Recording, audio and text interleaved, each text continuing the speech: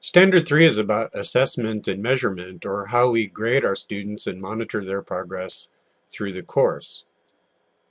And as I was talking about in Standard 2, alignment is one of the important principles of quality matters. So the notion is that every learning outcome should be assessed in some way. For that to happen, the learning outcomes have to be measurable.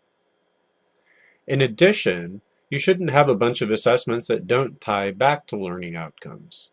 Along the same lines, you want to include varied assessments that are appropriate for the measurement of the stated learning outcomes.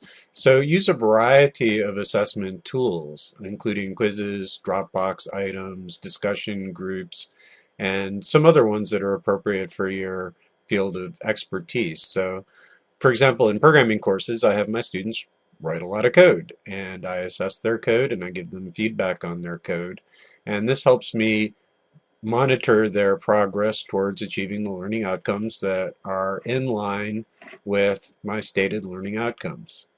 By appropriate, what we really mean is that if the level of intellectual behavior in the learning outcome is at one level, then the assessment should be on a similar level. So for example, if I'm asking the student to write a paper, that's testing their ability to analyze and to create. If I'm asking them to answer a multiple choice question, that's asking them to demonstrate their knowledge, which is at a lower level of intellectual behavior. So if the stated learning outcome is saying that the student will be able to analyze a situation, but all of my assessments are on the level of demonstrating knowledge rather than on analysis, then my assessments are not appropriate for measuring the stated learning outcomes.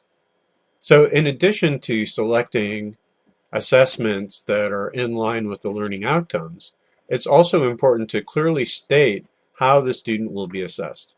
So one of the things that your students are going to be concerned with is, when I turn this assignment in, how is the teacher going to grade it?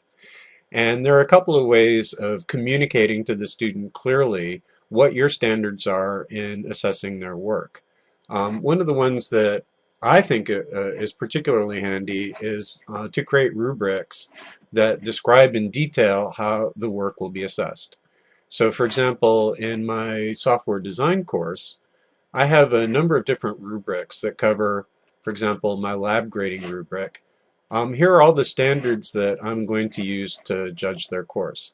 And you'll see a different styles of rubrics. Some rubrics have point scales at different levels of achievement, and some rubrics have different categories of achievement with different characteristics.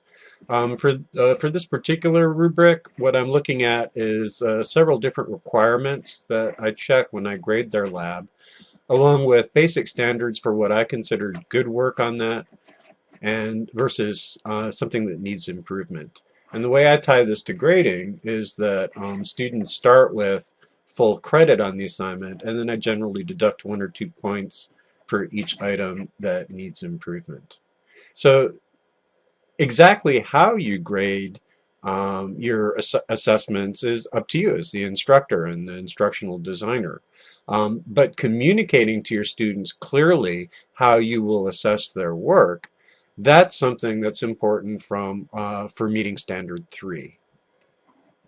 Other instructors just put some detail in the syllabus about how their students' work will be evaluated. So for example, in my syllabus, I have under grading and assessment, I include a breakdown of the different types of assessments that I use in my course. I have some policies on turning in assignments. And I have detailed information on how they're going to be graded.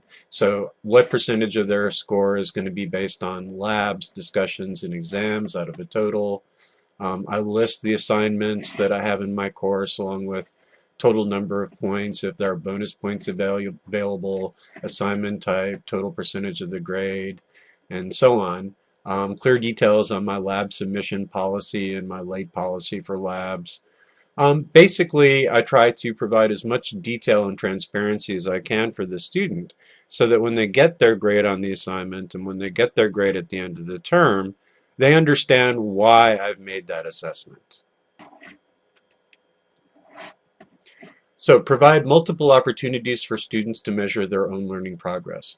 This is going to be useful both for the student and also for yourself. So there are two reasons to use assessments, summative assessments and formative assessments. So a summative assessment is an assessment that you do sort of after the fact in order to evaluate how much the student has learned.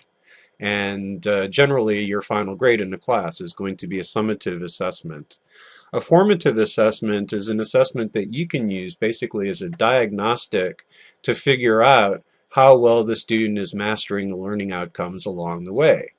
So you can have an assessment early on in your course that tests the basic knowledge that the student should have mastered at a particular point before you build on that knowledge and ask the student to do more advanced work.